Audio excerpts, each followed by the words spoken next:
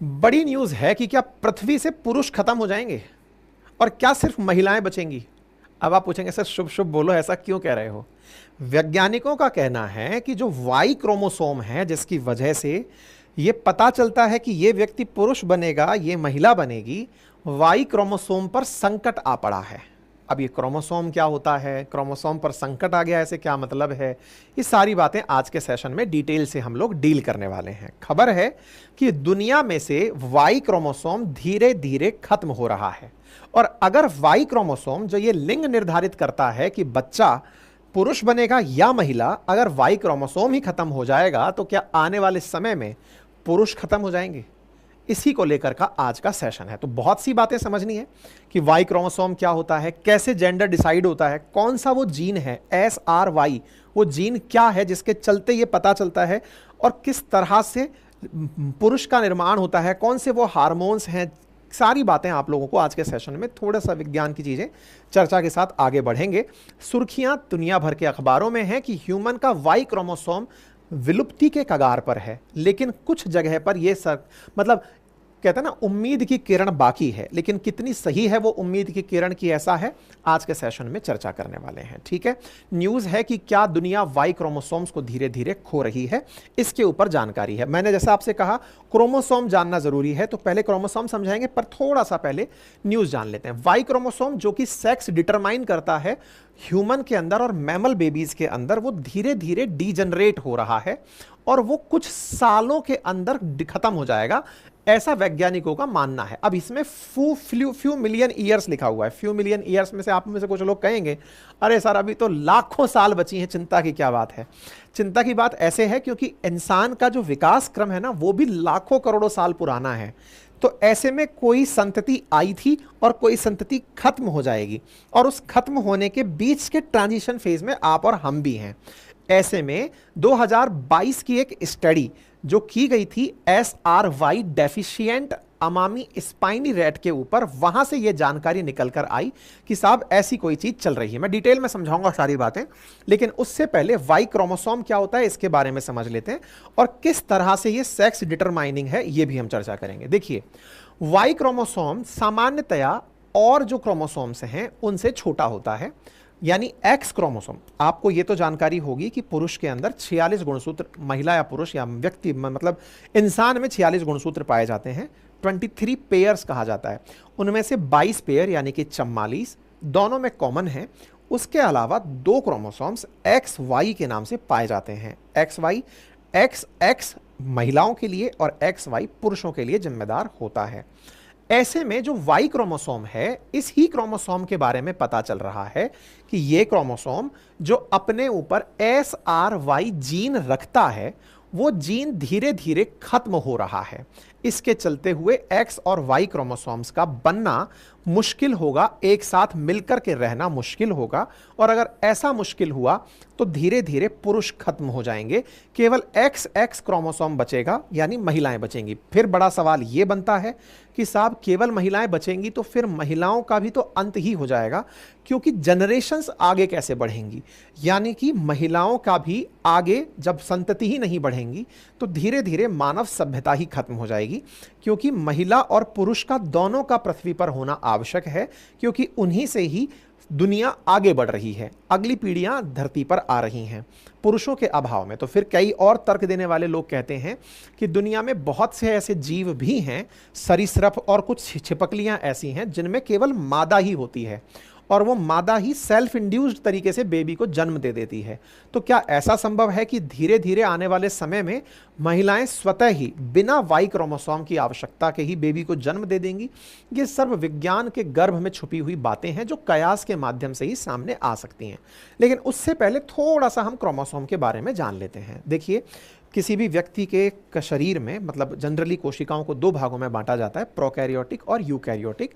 आप और हम यूकैरियोटिक कोशिका वाले लोग हैं। इनके अंदर एक केंद्रक होता है, केंद्रक में न्यूक्लिक मटेरियल होता है। कोशिका के मध्य में एक न्यूक्लियस है, न्यूक्लियस यानी केंद्रक, और वहां पर उसकी सारी डिटेल डली हुई है, क्रोमोसोम्स के रूप में डली हुई है। क्रोमोसोम असल में प्रोटीन और डीएनए से बन करके कुछ इस प्रकार का एक्स के आकार का एक संरचना होती है जिसे आप टेलीस्कोप से देख पाते हैं। जो लोगों के मतलब वो जो वैज्ञानिक सूक्ष्मदर्शी होते हैं उनके माध्यम से ये देखी जा सकती है। डीएनए से बनी इस संरचना में बहुत सारा जेनेटिक मटेरियल इकट्ठा रहता है। जनरली ये माना जाता है कि ये जो क्रोमोसोम्स हैं इनके ऊपर ही जीन होते हैं, लेकिन ये जीन टोटल 46 गुणसूत्रों में सब में बराबर नहीं होते हैं। नंबर 1 क्रोमोसोम में हो सकता है 2000 से अधिक क्रोमोसोम हो, तो वाई 2000 से अधिक जीन्स हो, तो वाई क्रोमोसोम में लगभग 213 के आसपास जीन पाए जाते हैं। अब ये जीन क्या है? जीन असल में इंसान की डेटा को संरक्षित रखने वाली डीएनए की पुड़ियाएं हैं, एक तरह से समझिए। हालांकि माइक्रोस्कोप से उसे नहीं देखा जाता, लेकिन फिर भी डीएनए से बना हुआ जीन होता है जो आपकी सारी जेनेटिक जानकारी रखकर चल रहा है। यानी मेरी आंख का कलर कैसे होगा इसका भी डिसीजन एक जीन के ऊपर लिखा हुआ है। उसी जीन की वजह से निर्धारित जो कैरेक्टर थे वो मेरा पैदा होने के बाद दिखे। तो जो कैरेक्टर दिखते हैं उन्हें फिनोटाइप कहा जाता है, जो फीचर्स में दिखते हैं, और जो कैरेक्टर हमारे जीन्स की वजह से होते हैं इन्हें जीनोटाइप कहा जाता है। जीनोटाइप और फिनोटाइप जीन्स की वजह से दिखने वाले लक्षण फिनोटाइप्स कहलाते हैं, फीचर्स कहलाते हैं। ठीक है, तो संभवतया आपको यह बात समझ में आए कि हमारे शरीर के अंदर जो गुणसूत्र हैं, गुणसूत्रों के ऊपर जीन्स हैं। ऐसा ही एक जीन है जिसका नाम है SRY जीन, जिस जीन से यह कैरेक्टर डिसाइड होता है कि कोई व्यक्ति पुरुष बनेगा या महिला। वाई क्रोमोसोम पर ही वो SRY जीन पाया जाता है जिस पर फिलहाल संकट उत्पन्न हो रखा है। ठीक है, तो हम इस तरह से समझें कि कोशिका के अंदर न्यूक्लियस में क्रोमोसोम, और क्रोमोसोम मिलकर बना हुआ है बहुत सारे डीएनए से, डीएनए बना हुआ है न्यूक्लियोसोम से, और फिर वो हिस्टोन प्रोटीन से जुड़े हुए हैं। उसके अंदर भी बहुत सारे जीन्स हैं। जीन्स के अंदर भी जो डेटा है वो नाइट्रोजनस बेसिस के थ्रू, क्षार के युग्मों के थ्रू संरक्षित रखा जाता है, जिसमें न्यूक्लियोसाइड बेस पेयर्स में गुआनिन, साइटोसिन, एडेनिन और थाइमिन को आप जानते हैं। ये सब वो जानकारियां हैं जो क्लास 6 से 8 के बीच में आपने कभी बचपन में पढ़ी होंगी। तो chromosomes are composed of protein and single molecule of DNA हमारे शरीर में उपलब्ध होता है। अगर शॉर्ट में हम बात करें तो पुरुषों में X और Y क्रोमोसोम और महिलाओं में XX क्रोमोसोम, बाकी 44 दोनों में कॉमन है। ठीक है, Y क्रोमोसोम X की तुलना में बहुत छोटा होता है, साइज में भी छोटा होता है। ठीक है साहब। अच्छा, अब हम लोग क्रोमोसोम्स की संख्या क्या सभी जीवों में एक समान पाते हैं? जी नहीं, अलग अलग चीजों में, पोटैटो, राइस, मंकी, माउस, सबकी जो फीचर्स है ना वो क्रोमोसोम जनित है। तो इस तरह से प्रोकैरियोट्स, यूकैरियोट्स के अंदर इस प्रकार से क्रोमोसोम्स की संख्या अलग अलग पाई जाती है। खैर, एनीवे, क्रोमोसोम की संरचना मैंने आपको बताई, ज्यादा अंदर तक अभी तो कुछ दिन पहले भी मैंने आप लोगों को जब टीलोमर्स के बारे में बताया था तब भी मैंने आपको क्रोमोसोम का अंतिम पॉइंट था जो बताया था, संभवतः आपको याद हो। मैंने बताया था कि सबसे एंड में जो अपनी पाठशाला पर एक सेशन हुआ है जिसमें अमर होने के बारे में मैंने बताया कि टीलोमर जितना बड़ा होगा व्यक्ति उतने दिन तक जिएगा, अगर ये खत्म होता चला गया तो व्यक्ति मर जाएगा। मैंने बताया था कोशिका विभाजन में क्रोमोसोम्स किस तरह से मियोसिस, माइटोसिस के थ्रू आगे बढ़ते हैं। ये जानकारी हमने कोशिका विभाजन के समय दी थी। कुल मिलाकर क्रोमोसोम हमारी सूचनाएं एकत्रित रखने के लिए जगह है। ये जगह सेल डिवीजन और रेप्लिकेशन के साथ आगे आगे और कोशिकाओं तक फैलती रहती है। हमारी जो कोशिकाओं के अंदर डीएनए के पास सारी सूचनाएं हैं वो असल में क्रोमोसोम के अंदर रखी हुई हैं, उनमें से हम वाई क्रोमोसोम की बातें कर रहे हैं। ठीक है, अब थोड़ा और आगे बढ़ते हुए हम आपको लेकर चलते हैं कि क्रोमोसोम में कुछ इस प्रकार से जीन होते हैं। मान लीजिए ये पूरा क्रोमोसोम का पेयर है, तो इस पेयर के अंदर मान लीजिए यहां जीन लगा हुआ है, तो यहां पर जीन लगा हुआ होता है। अच्छा, अब हो क्या रहा है वाई क्रोमोसोम के साथ कि वाई क्रोमोसोम 300 मिलियन साल पहले 1393 में जीन रखा करता था। मतलब आप ऐसे सोचिए, 300 मिलियन साल पहले 1468 जीन हुआ करते थे वाई क्रोमोसोम पर। तो हमने क्या समझा कि आप ऐसे समझें कि एक क्रोमोसोम है, उसके ऊपर जीन्स हैं, मैंने बताया ना। तो जैसे मान लीजिए क्रोमोसोम नंबर 1 है, उसके ऊपर 2000 से अधिक जीन हैं, सब पर जीन अलग अलग होते हैं। साथ में जीन छोटी छोटी बिंदियां समझ लीजिए जो कि फीचर्स लेकर चल रही हैं कि ये फीचर बड़ा होकर के मोटी आंख दिखाएगा, मोटा कान, मोटा नाक, चपटा चेहरा, इस तरह की सब चीजें अपन जो लोग मतलब फीचर्स दिख रहे हैं ना वो सब जीन जनित है। ऐसे में वाई क्रोमोसोम जो तुलनात्मकली एस के तुलना में छोटा, एक्स की तुलना में छोटा है, उस पर जो जीन पाए जाते थे 300 मिलियन साल पहले वो 1438 जीन हुआ करते थे, लेकिन 300 मिलियन सालों में 1393 जीन खत्म हो गए। और 1393 जीन खत्म होकर के लास्ट 45 के अंदर, मतलब and at this rate it will lose last 45, जो बचे हुए 45 रह गए हैं। मतलब इधर देखिए ना, 1438 हुआ करते थे पहले, उनमें से 1393 खत्म हो चुके हैं, तो बचे कितने? 45, और उन 45 को खत्म होने में 10 मिलियन साल और लगेगा। मतलब यह तय है कि लगातार वाई क्रोमोसोम्स के ऊपर से जीन खत्म होते जा रहे हैं, और खत्म होते होते अब मात्र 45 बचे हैं, और वो भी अगले 10 सालों में खत्म हो जाएंगे। ह्यूमन के अंदर जो वाई क्रोमोसोम है उसमें SRY नाम का एक जीन पाया जाता है, जो कि पुरुष के निर्माण के लिए जिम्मेदार माना जाता है। वैज्ञानिकों का मानना है कि जिस गति से जीन जा रहे हैं, वाई क्रोमोसोम्स जल्दी ही 11 मिलियन के अंदर अंदर पूरा खत्म हो जाएगा, कि साहब अब ये बचेगा ही नहीं। अब एक बड़ा सवाल बनता है कि सर वाई क्रोमोसोम का खत्म होना SRY जीन का खत्म होना माना जाएगा, क्योंकि वही तो डिसाइड कर रहा है। SRY जीन क्या करता है? तो असल में SRY जीन SOX9 नामक जीन को एक्टिवेट करता है। मतलब ये वो जीन है जो अगर वाई क्रोमोसोम्स में है तो इसका होना SOX9 नामक जीन को एक्टिवेट करता है कि चलो इसके अंदर, इस भ्रूण के अंदर पुरुष का निर्माण करते हैं, यानी सेक्स निर्धारित करते हैं। अर्थात जो SOX9 सेक्स क्रोमोसोम पर जो स्थित नहीं है, वो मतलब पुरुष का निर्धारण SRY जीन के द्वारा किया जाता है। ठीक है, SRY that is sex determining reason, जो कि कहां पर है? वाई के ऊपर है। यह क्रूशियल जीन है जो वाई क्रोमोसोम के ऊपर पाया जाता है, और विशेष रूप से पुरुषों के अंदर, मतलब जितने भी स्तनधारी हैं उनके अंदर यह चीज पाई जाती है। इसका प्राइमरी फंक्शन है कि यह मेल कैरेक्टरिस्टिक्स को डेवलप करता है। तो आप ऐसे समझिए कि SRY जीन जो है वो SOX जीन का जो पुंज है उसका एक हिस्सा है, जो कि इस कैरेक्टर को डेवलप करता है। तो जो गोनेड्स बनते हैं उसमें पुरुष की तरफ से SRY जीन ही आता है, अदरवाइज XX जीन आए तो केवल महिलाएं बनकर रह जाएंगी। तो कहने का मतलब यह हुआ कि SRY जीन ही मेल डेवलपमेंट में भूमिका निभाता है। करता क्या है ये पुरुषों के अंदर टेस्टिस का निर्माण करता है। जो टेस्टिस निर्माण होता है SRY जीन के प्रोटीन के एक्टिवेट होने से, वो जो टेस्टिस बनते हैं, उन टेस्टिस के बनने के बाद मेल हार्मोन का काम भी ये शुरू करवाता है। सबसे पहले टेस्टिस बनेंगे SRY जीन से, उसके बाद में मेल हार्मोन्स, और मेल हार्मोन्स में भी दो हार्मोन्स, एक है टेस्टोस्टेरोन हार्मोन और दूसरा है एंटी मुलेरिन हार्मोन। टेस्टोस्टेरोन हार्मोन पुरुष के लक्षण विकसित करता है, और एंटी मुलेरिन हार्मोन महिलाओं के जो पुरुषों में लक्षण आ सकते हैं, जैसे ओवेरी का विकास होना या फैलोपियन ट्यूब का विकास होना, उन्हें अवरुद्ध करता है। महिलाओं के कैरेक्टर पुरुषों में विकसित ना हो जाएं, इसी वजह से एंटी मुलेरिन हार्मोन पुरुषों के अंदर पाया जाता है। अगर यह हार्मोन की कमी है तो महिलाओं के कैरेक्टर पुरुषों में भी आने लगते हैं। ऐसे ही टेस्टोस्टेरोन, चूंकि टेस्टिस बने हैं तो टेस्टोस्टेरोन के बारे में कहा गया कि यही जीन है जो कि टेस्टोस्टेरोन को एक्टिवेट करता है, जिससे male character, male reproductive system जैसे penis, prostates and secondary male characters जैसे muscles growth and body hairs इसकी वजह से विकसित होते हैं। तो सोचकर देखिए कि यह किस तरह से इस कार्य को करता है। अच्छा, अब चर्चा किस बात की हो रही है कि भाई इंसान तो धीरे धीरे वाई क्रोमोसोम खोता जा रहा है, लेकिन वैज्ञानिक लगातार इस खोज में है कि अगर वाई क्रोमोसोम चला गया तो SRY जीन भी चला जाएगा।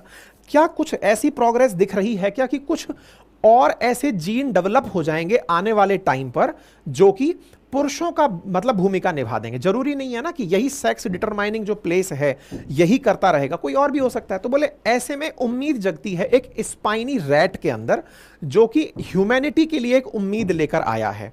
उसमें यह देखा गया कि उसका जो SRY जीन था, ये 2022 की नेशनल एकेडमी ऑफ साइंस की एक प्रोसीडिंग है, उसके अंदर एक पेपर पब्लिश हुआ। उसमें यह था कि जो स्पाइनी रैट है, that is a rodent species जो जापान में पाई जाती है, उसने एक अल्टरनेटिव जीन डेवलप कर लिया है, जो कि वाई क्रोमोसोम के खत्म होने के बावजूद भी पुरुष निर्माण कर सकता है, यानी पुरुषों के विकास में यह जीन बहुत बड़ी भूमिका निभा सकता है। तो आप देखें, मेमल सेक्स मतलब क्रोमोसोम्स के खत्म होने पर भी उस पर्टिकुलर चूहे के अंदर यह पाया गया, मतलब जापान में पाए जाने वाली चूहे की जनजाति में यह पाया गया कि वो लोग फिर भी SRY जीन के एब्सेंस में भी पुरुष बना ले जा रहे हैं। रिसर्चर्स का कहना था कि वाई क्रोमोसोम्स जीन जो स्पाइनी रैट के अंदर थे, उन्हें रिलोकेट किया गया अदर जीन्स के अंदर, अदर क्रोमोसोम्स के अंदर, और उन्होंने पाया कि एक स्मॉल डीएनए डुप्लीकेशन हुआ उसी SOX जीन के पास क्रोमोसोम नंबर 3 पर, जो कि पुरुषों के लिए जिम्मेदार था, और उसने एक्टिवेट कर दिया SOX को ताकि वो SRY जीन का काम कर सके। यानी वैज्ञानिक तो लगातार क्रिएटिविटी करते रहते हैं। उन्होंने कहा एक बार हटा के देखते हैं, अगर SRY जीन हट गया तो क्या SOX नामक जीन है वो एक्टिवेट हो पाएंगे। तो बोले साहब ऐसा करते हैं कि इनके लिए अपन एक बार हटा के देख लेते हैं। वैज्ञानिकों ने हटाया और प्रयोगों में पाया कि उसकी जगह खुद से डीएनए ने SRY की तरह SOX नाम के, जो SOX9 नाम का जो कंपाउंड है जो एक्टिवेट करता है सारे मेल फीचर्स को, उन्हें एक्टिवेट कर दिया। तो बोले ये संभव है कि ऐसा हो जाए, और ऐसा करके इन्होंने प्रयोग के अंदर एक सफलता भी पाई कि अगर SRY चला गया तो डरने की जरूरत नहीं है, दुनिया इवॉल्व हो जाएगी और वो पुरुषों को बनाने के लिए कोई और नया जीन खोज लेगी। तो इसका मतलब हम ये मान सकते हैं क्या कि भविष्य में सेक्स निर्धारण का कार्य जो आज SRY जीन कर रहा है वो कोई और जीन करने लगेगा। तो कह सकते हैं कि करने लगेगा, चूहों में ऐसा देखा गया है। लेकिन इसमें डर बहुत लग रहा है। डर क्यों लग रहा है कि चूंकि ये स्पाइनी रैट में देखा गया है, जरूरी नहीं है कि हर चीज में यही सेम प्रकार का जीन डेवलप हो। हर जीन में अगर ऐसा होने लगे, जैसे आज सभी मैमल्स में SRY जीन है जो मेल फीचर डेवलप करता है, अब पुरुषों में सब में ही SRY जीन है जिसने इसको ये बनाया है। लेकिन बोले अगर हर किसी का अपना उत्प्रेरण हो, अपनी कारण हो जिसकी वजह से नया जीन पैदा होने की बात की जाए, तो व्यवस्थाएं जो है ना वो बदल जाएंगी, बहुत तरह की अनिश्चितताएं जन्म लेने लगेंगी। चूहे में कोई और चीज डेवलप हो गई है, पुरुषों में कुछ और डेवलप हो गया, तो बोले फिर इंसान कई तरह के दिखने लगेंगे। कह नहीं सकते कि उनका किस तरह से उद्भव हुआ होगा, कहना बड़ा मुश्किल होगा। भविष्य की संभावनाएं क्या होंगी। अच्छा, एक और परेशानी इन दिनों वैज्ञानिकों ने ऑब्जर्व की है, और वो ये है कि प्रदूषण की वजह से मेल फर्टिलिटी पर भी भयंकर बुरा असर पड़ रहा है। आप जानकर आश्चर्य करेंगे कि आज के समय में बढ़ते प्रदूषण के चलते फर्टिलिटी बुरी तरह चैलेंज हुई है। आज के समय आवश्यकता बन गई है, लोग अपने एग और स्पर्म को फ्रीज करा के रख रहे हैं कि भाई अभी तो हम जवान हैं, सुरक्षित रख लेंगे। पता चल रहा है कि 30 साल बाद जब हम 35 साल के बैठेंगे, उस समय बच्चा करने का सोचेंगे तो पता चले कुछ नहीं हुआ। आपको जानकर आश्चर्य होगा, आप बढ़ते हुए अगर ट्रेंड देखें तो आप क्या पाएंगे ना कि इस समय पर दुनिया भर के IVF centres, in vitro fertilisation वाले जो सेंटर्स हैं वो आपके शहर में खुल गए हैं। आपके हर छोटी छोटी जगह पर IVF क्लिनिक खुल गए हैं। आप सोचकर देखें कि वो क्यों खुल रही हैं। क्योंकि बच्चा नॉर्मली कंसीव नहीं हो पा रहा है, माताओं को दिक्कत आ रही है, पुरुषों को दिक्कत आ रही है। माताओं के लिए बेस्ट एग नहीं बन रहा है, पुरुषों में सीमन काउंट या स्पर्म काउंट कम हो गया है। ऐसे में बच्चा कंसीव करना एक बड़ी दिक्कत बन गई है। और रिसेंटली पिछले कुछ सालों के अंदर सीमन की कंसंट्रेशन या जो शुक्राणुओं की संख्या है उसमें बहुत ज्यादा अंतर देखने को मिला है। कहते हैं कि शुक्राणु की सांद्रता अगर 40 मिलियन प्रति मिलीलीटर से कम है तो यह प्रजनन क्षमता को प्रभावित कर सकती है। 1973 से 2018 के बीच में जो शुक्राणुओं की कंसंट्रेशन थी वो 51.6% की गिरावट देखी है। मतलब यह समझिए कि जहां पहले शुक्राणुओं की कंसंट्रेशन 101 मिलियन प्रति मिलीलीटर हुआ करती थी, वो अब 49 मिलियन मिलीलीटर तक आ गई है। स्पर्म काउंट भी 62% गिर गया है। 1970s के बाद में जो शुक्राणुओं की एकाग्रता है वो हर साल 1.16% के हिसाब से गिर रही है, और साल 2000 के बाद 2.64% के हिसाब से गिरने लगी है। और यह ऑक्सफोर्ड एकेडमिक्स के अंदर छपी हुई खबर है जिसको हम लोग आपके साथ में बता रहे हैं। मतलब यह सोचकर देखिए, 1973 से 2018 के बीच बढ़ते पॉल्यूशन के कारण जो स्पर्म काउंट है वो प्रति साल के हिसाब से 1.2% गिर रहा है। That will causes fragile fertility, यानी कि बच्चे ही पैदा नहीं हो पा रहे हैं। बचने के लिए लोग इनिशियल एजेस में ही अपने स्पर्म को फ्रीज करा रहे हैं। एग फ्रीजिंग कॉमन हो गया है। अब इसी तरह से स्पर्म फ्रीजिंग चल रहा है, हालांकि वो अभी बड़ा सॉल्यूशन नहीं बना है, उसमें भी बहुत सारे चैलेंजेस हैं, क्योंकि ये बहुत ही एक्टिवेटेड सेल्स हैं, वो लंबे समय तक जीवित नहीं रह पाती, लेकिन ये देश के लिए, दुनिया के लिए बड़ी चुनौती बन रहा है। तो मानव सभ्यता निरंतर अपने ही कर्मों से निरंतर चुनौतियां पा रही है, ये तो सत्य है, लेकिन इसका भविष्य क्या होगा ये आने वाला समय बताएगा। जानकारी पसंद आई हो तो साथियों के साथ जरूर साझा करें, चैनल पर नए हैं तो सब्सक्राइब कर लें। और हाँ, यदि आप में से कोई भी साथी हमारे साथ टेलीग्राम पर जुड़े हुए थे, हमारे साथ लगातार कनेक्टेड रहना चाहते हैं, तो मेरा अपना व्हाट्सएप चैनल, जिसका लिंक मैंने कमेंट बॉक्स में पिन कर दिया है, उसे ज्वाइन कर लें। इस नाम से और भी कोई व्हाट्सएप चैनल दिख सकता है, लेकिन उसे ज्वाइन ना करें। केवल एक ही व्हाट्सएप चैनल है, जिसे हम अपने यूट्यूब चैनल्स में या अपने ऑलरेडी जो सोशल मीडिया प्लेटफॉर्म्स हैं वहां शेयर करेंगे, वहां से आप इस पर जुड़ जाएं, ठीक है। हमारे एप्लीकेशन पर हमारे recorded batches history, geography, polity, economy के उपलब्ध हैं। आरएएस फाउंडेशन के लिए 16 सब्जेक्ट उपलब्ध हैं, जाकर ज्वाइन कर सकते हैं। और हाँ, वेबसाइट हमारी जिस पर की तमाम प्रकार की टेस्ट सीरीज उपलब्ध हैं, आप उन्हें एक्सेस कर सकते हैं बहुत ही नॉमिनल रेट्स पर। हमारे हैंड रिटन मटेरियल्स भी उपलब्ध हैं, घर पर बैठे हुए कम समय के अंदर उन्हें एक्सेस कर सकते हैं। कोई भी क्वेरी और कमेंट हो तो प्लीज़ बताएं।